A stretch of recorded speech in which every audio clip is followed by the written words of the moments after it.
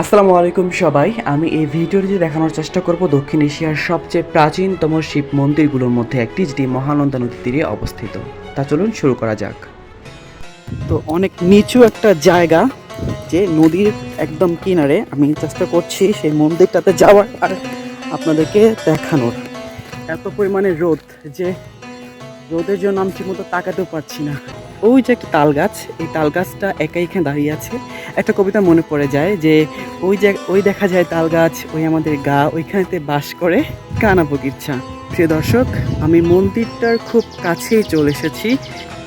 Guys, finally আমি মন্দিরটার খুব সামনেই চলে এসেছি। এটা হচ্ছে মন্দিরের সামনের একটা অংশ। দেখি মনে হচ্ছে অতি প্রাচীন একটি মন্দির।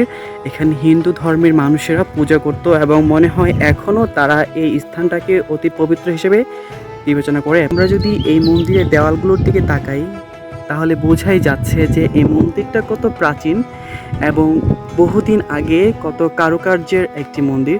মনে হচ্ছে এই সামনের এরিয়াটা রিপেয়ারিং করা হয়েছে। সৌন্দর্য বর্ধনের জন্য মনে হয় এই মন্দিরটা ঠিক করা হয়েছিল। এটা হচ্ছে ভিতরের অংশ, আমি ভিতরে যাব না, ঠিক আছে? আমি আপনাদেরকে জাস্ট দূর থেকেই দেখানোর চেষ্টা করছি। আশেপাশে কেউ নেই।